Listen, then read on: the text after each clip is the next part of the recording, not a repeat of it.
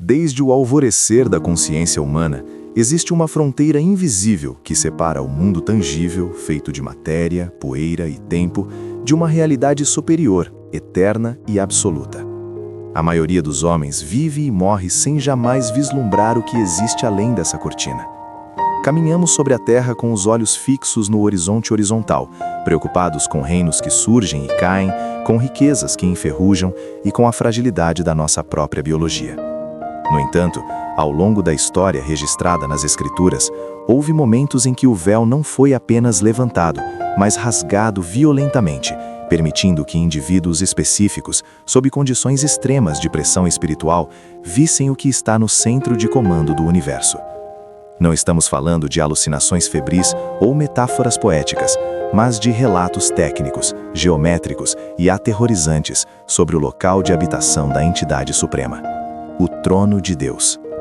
Mas onde está este lugar? E, mais importante neste momento, como ele se parece?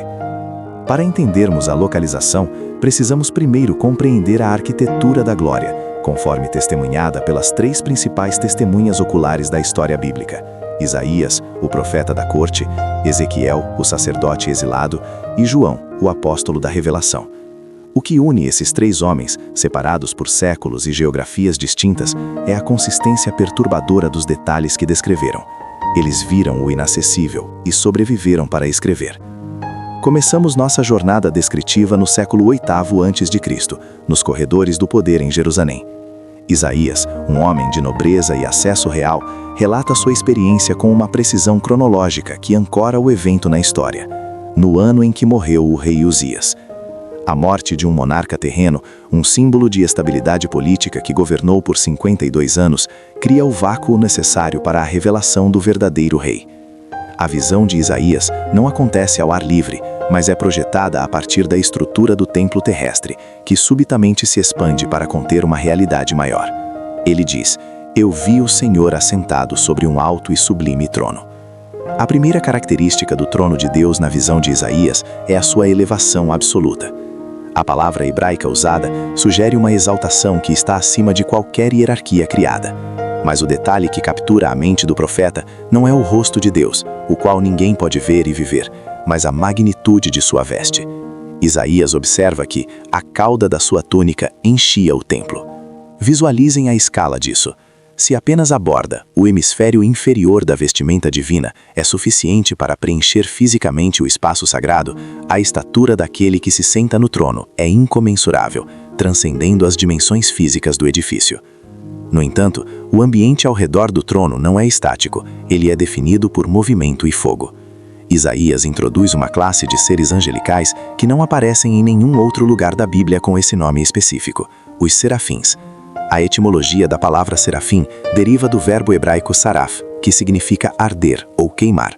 Portanto, o que Isaías vê não são figuras humanas com asas de penas suaves, mas entidades de combustão viva, os ardentes. Eles orbitam o trono em uma coreografia de reverência e terror sagrado. Cada um possuía 6 asas. A descrição funcional dessas asas nos oferece um vislumbre da intensidade da glória que emana do trono. Com 2 asas cobriam o rosto, com 2 cobriam os pés, e com 2 voavam. Por que cobrir o rosto? Porque a luminosidade que emana do ocupante do trono é tão pura, tão radioativa em sua santidade, que até mesmo seres criados para viver na presença do fogo, os próprios ardentes, não ousam olhar diretamente para a essência. Cobrir os pés denota humildade, um reconhecimento de criatura diante do Criador. O som que eles produzem não é uma melodia suave, mas um estrondo que faz os alicerces das portas tremerem. Eles proclamam a Trisadion, a 3 vezes santa declaração: Santo, Santo, Santo é o Senhor dos exércitos, toda a terra está cheia da sua glória. A atmosfera é densa, carregada de fumaça, indicando a presença do Shekinah, a nuvem de glória, transformando o trono em um epicentro de poder vulcânico controlado. Avançamos cerca de 150 anos no tempo. Deixamos o Templo de Jerusalém e nos encontramos nas margens lamacentas do rio Quebar, na Babilônia. O cenário é de derrota e exílio. É aqui que Ezequiel, um sacerdote sem templo, tem a visão mais complexa, técnica e mecânica do trono de Deus registrada na literatura antiga. Enquanto Isaías focou na santidade e na veste, Ezequiel foca na estrutura de transporte dessa glória, o que a tradição judaica chama de Merkabah, ou o carro-trono.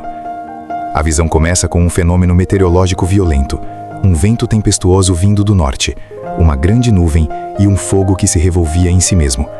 No centro desse fogo havia algo que brilhava como metal incandescente, ou âmbar. O termo hebraico é hashimal, sugerindo uma liga metálica brilhante ou eletricidade. Do meio dessa tempestade de glória emergem 4 seres viventes.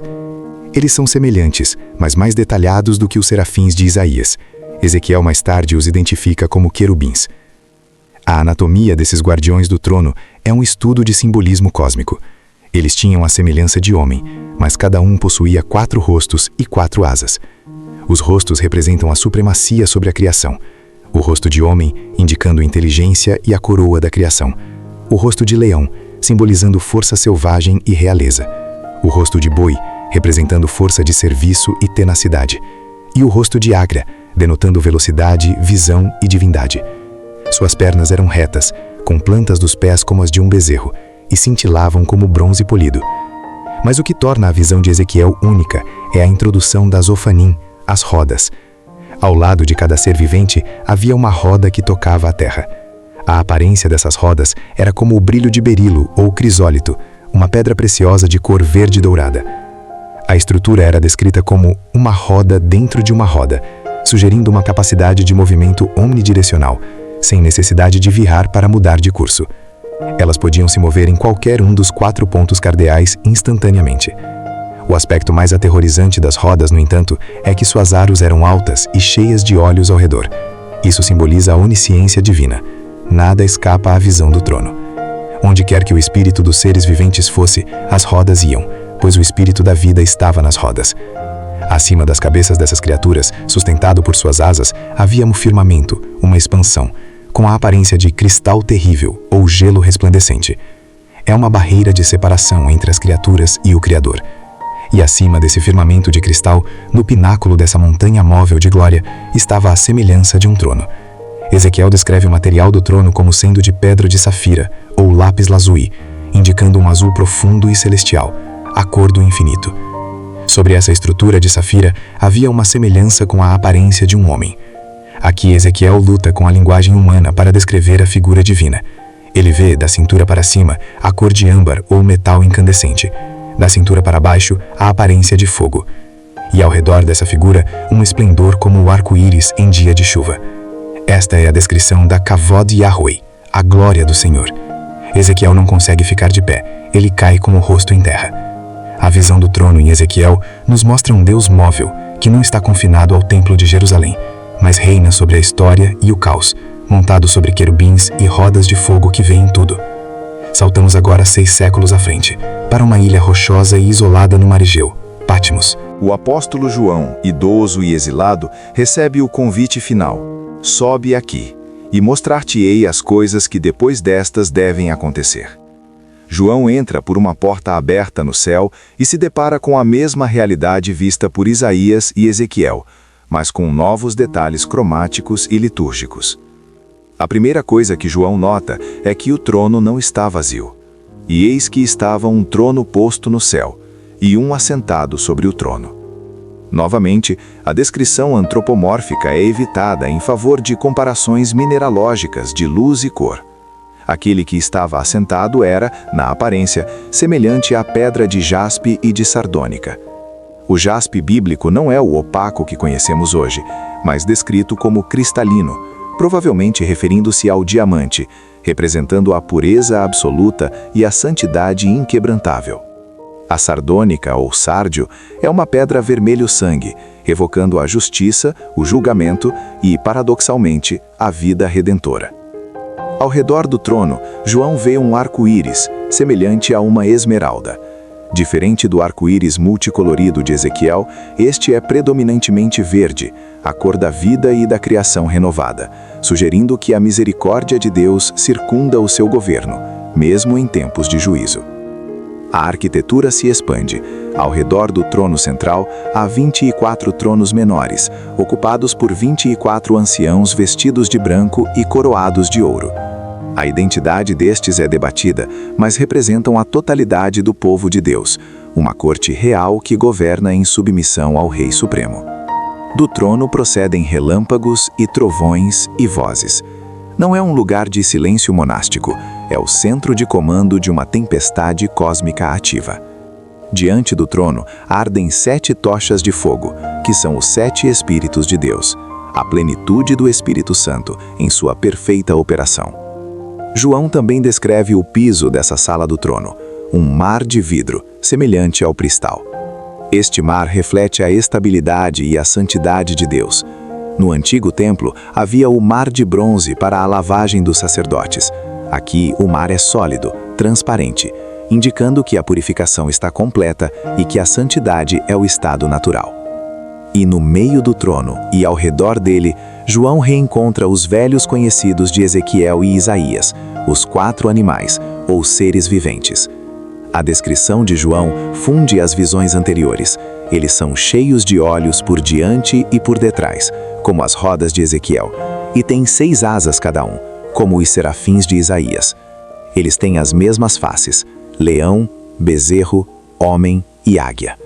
E num ciclo eterno que transcende o tempo, eles repetem o cântico ouvido por Isaías 700 anos antes: Santo, Santo, Santo, é o Senhor Deus, o Todo-Poderoso, que era e que há de vir. Ao sintetizar essas 3 visões monumentais, percebemos que o lugar do trono de Deus não é meramente uma localização geográfica num mapa estelar. É um ambiente de realidade intensificada. As descrições convergem para criar uma imagem de poder absoluto: o fogo consumidor, a luz ofuscante como pedras preciosas, o som de muitas águas e trovões, a presença de seres de inteligência e poder inimagináveis que, no entanto, se curvam em total submissão. Isaías viu a santidade que purifica. Ezequiel viu a soberania que governa sobre o caos e se move com a história. João viu a consumação, o centro de onde emana o juízo final e a redenção eterna. O que os profetas viram não foi uma mobília celestial. O trono é a fonte da vida e a definição da existência. As rodas giram, os serafins queimam, os relâmpagos estalam e o mar de vidro permanece imóvel. É um lugar de terror para o impuro, mas de fascínio irresistível para o redimido. Eles viram cores para as quais não temos nomes exatos, ouviram frequências que desintegrariam a matéria comum e sentiram o peso da glória, o kavod, que é a substância mais pesada do universo. Esta é a sala de controle da realidade. E é a partir deste ponto focal, descrito com safira, fogo e cristal, que tentaremos, nos próximos capítulos, mapear a localização deste lugar que, embora esteja além do universo físico conhecido, está intimamente ligado ao destino de cada átomo existente. A pergunta, onde está, torna-se secundária diante da revelação de quem está lá. Mas a busca pela localização continua, pois as Escrituras nos deixaram pistas direcionais, apontando para o norte, para o terceiro céu, para além das águas superiores. A visão foi dada, a descrição foi registrada. Agora, precisamos seguir o mapa estelar deixado pelos visionários do inacessível. Quando olhamos para a estrutura do tabernáculo no deserto e posteriormente para o Templo de Salomão, não estamos observando apenas uma arquitetura religiosa antiga ou um local de sacrifícios rituais. Estamos, na verdade, diante de um mapa tridimensional do cosmos, uma maquete divinamente inspirada que revela a geografia do universo espiritual. Para compreendermos a localização do trono de Deus, precisamos decifrar a linguagem silenciosa do Santo dos Santos, pois o Senhor instruiu Moisés a construir tudo conforme o modelo que lhe fora mostrado no monte. Essa instrução não foi uma sugestão estética, mas uma exigência ontológica, pois o santuário terrestre deveria ser uma cópia, uma sombra das realidades celestiais. Ao adentrarmos o conceito de geografia celestial, percebemos que a divisão do templo em 3 partes, o átrio exterior, o lugar santo e o santo dos santos, corresponde diretamente à estratificação dos céus que a teologia bíblica nos apresenta. O átrio exterior, onde o sacrifício era feito sobre a luz natural do sol, representa o nosso mundo, a terra habitável, a atmosfera onde a vida biológica respira e onde a redenção foi historicamente executada. O lugar santo, iluminado apenas pela menorá, o candelabro de 7 braços, simboliza o espaço estelar, o universo governado pelas luzes celestes, a ordem cósmica visível aos olhos humanos, mas distante do toque comum. E então, chegamos ao limite, ao véu espesso que separava o profano do divino absoluto, o Santo dos Santos. Este compartimento cúbico, perfeito em suas dimensões, envolto em escuridão total, exceto pela própria glória Shekinah que ali habitava, é a representação direta do terceiro céu. Aqui reside o mistério que o apóstolo Paulo relata em sua segunda carta aos Coríntios, quando descreve um homem que foi arrebatado, não sabemos se no corpo ou fora do corpo, até o terceiro céu. A nomenclatura terceiro não é arbitrária, ela estabelece uma hierarquia de santidade e de acesso. O primeiro céu é o atmosférico, o céu dos pássaros e das nuvens, o céu que toca as montanhas. O segundo céu é o sideral, o vasto e silencioso abismo das galáxias, planetas e constelações, que declara a glória de Deus, mas não contém a sua essência concentrada. O terceiro céu, entretanto, transcende a matéria bariônica, é a dimensão da habitação direta, o lugar que as escrituras chamam de céus dos céus, um reino que nem mesmo a vastidão do universo físico pode conter. É neste lugar, para além das cortinas de estrelas e nebulosas, que a Bíblia situa o trono. O Santo dos Santos terrestre era, portanto, um portal, um ponto de intersecção onde a geografia da Terra tocava a geografia do céu supremo. A Arca da Aliança não era apenas um móvel dourado, o propiciatório, a tampa da arca, com os querubins de ouro batido olhando para baixo, representava o estrado dos pés de Deus, o ponto mais baixo do trono celestial que se estendia desde a realidade invisível até tocar a poeira do nosso mundo no dia da expiação. Mas onde exatamente fica este lugar no mapa da criação? Se tivéssemos uma bússola cósmica, para onde ela apontaria? As Escrituras nos oferecem uma coordenada fascinante e misteriosa, repetida em momentos de grande revelação profética e poética: as bandas do norte. Esta expressão, encontrada no Salmo 48 e de forma mais dramática em Isaías 14, não se refere meramente ao norte magnético da Terra, mas a uma direção espiritual e cosmológica de suprema importância. Quando o profeta Isaías descreve a queda de Lúcifer, a estrela da manhã, ele revela a ambição secreta que gerou o primeiro pecado do universo. O adversário disse em seu coração que subiria aos céus, acima das estrelas de Deus exaltaria o seu trono, e no monte da congregação se assentaria, nas bandas do norte. Por que o norte? Por que não o leste, de onde nasce o sol, ou o sul? Na mentalidade semítica antiga e na revelação bíblica, o norte era associado à altura máxima, ao zênite, ao ponto fixo em torno do qual todo o firmamento gira. Ao olharmos para o céu noturno no hemisfério norte, percebemos que todas as estrelas parecem girar em torno de um ponto central, uma estrela polar, um eixo imóvel que sustenta a dança das constelações. Essa estabilidade astronômica serve como uma metáfora perfeita, e talvez mais do que uma metáfora, para a localização do trono de Deus. O trono é o ponto imóvel do universo, o centro de gravidade moral e espiritual de toda a existência. Dizer que o trono está nas bandas do norte é afirmar que Deus habita no ponto mais alto, no ápice da realidade, no vértice de onde se governa toda a criação. Jó, o livro mais antigo da Bíblia, nos dá uma pista adicional e inquietante em seu capítulo 26, versículo 7, ao declarar que Deus estende o norte sobre o vazio e suspende a terra sobre o nada. A menção de estender o norte sobre o vazio tem intrigado astrônomos e teólogos por séculos. Alguns estudiosos sugerem que isso se refere a uma região específica do espaço profundo, uma lacuna na densidade estelar, um corredor de vazio que leva diretamente às regiões celestiais superiores. No entanto, teologicamente, esse vazio no norte pode simbolizar a inacessibilidade absoluta da morada divina. Não há degraus físicos para subir até lá. Há um abismo, uma separação intransponível para qualquer criatura que não seja convidada. O norte celestial é, portanto, o santo dos santos do cosmos, separado do restante do universo por um véu de distância e santidade, que somente Cristo, o sumo sacerdote eterno, pôde atravessar. A conexão entre o Monte Sião terrestre e este norte celestial é vital para entendermos a geografia sagrada. O Salmo 48 chama o Monte Sião de a alegria de toda a terra, situado nas bandas do norte, a cidade do grande rei. Geograficamente, Jerusalém não está no extremo norte do mundo, mas o texto sagrado está sobrepondo mapas. Ele está nos dizendo que Sião é a projeção terrestre do verdadeiro monte da congregação que existe na realidade espiritual, lá nas alturas do norte celestial. Quando os peregrinos subiam a Jerusalém, eles estavam ritualmente subindo em direção ao trono de Deus. O templo era orientado de tal forma que a entrada se dava pelo leste, movendo-se em direção ao oeste, onde ficava o Santo dos Santos.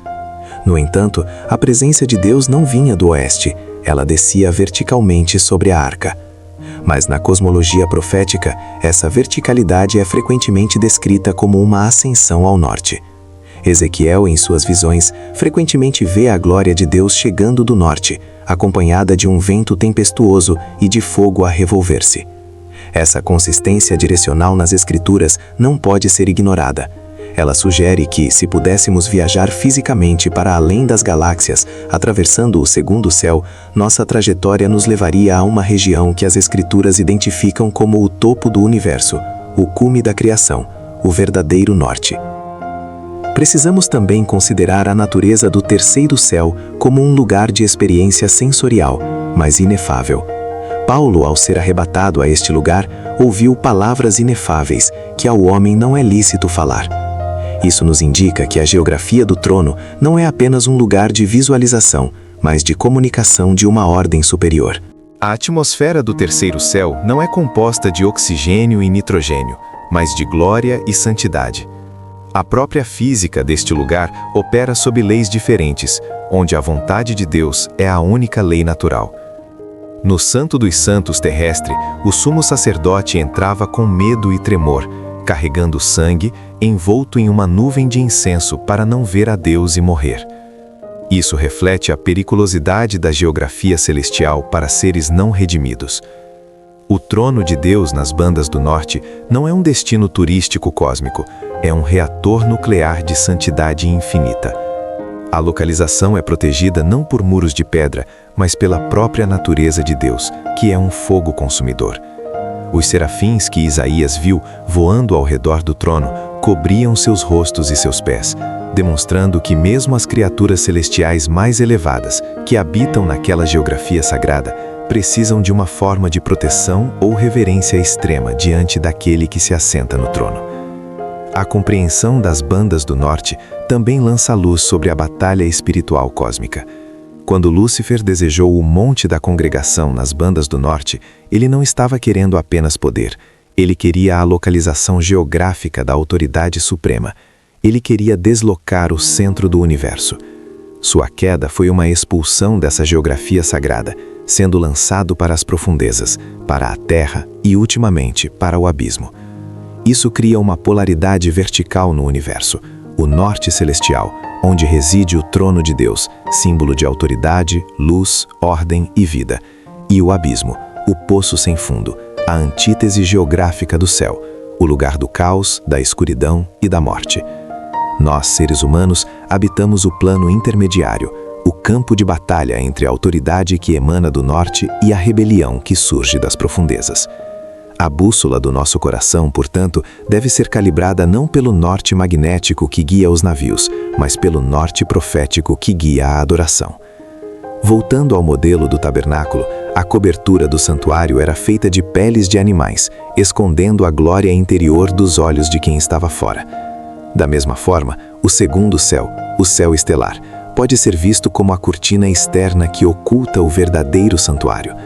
Nós olhamos para as estrelas e vemos a beleza da cobertura, as peles do tabernáculo cósmico, mas não vemos o que está dentro, no terceiro céu. O universo visível é apenas a borda das vestes de Deus. O cientista perscuta o véu com telescópios, mapeando galáxias e buracos negros, tateando o tecido do espaço-tempo, mas a ciência material esbarra no véu, o criador da criatura. No entanto, a revelação bíblica nos dá as coordenadas da fé. Sabemos que ele está acima, não apenas espacialmente, mas em autoridade. Sabemos que ele está no norte.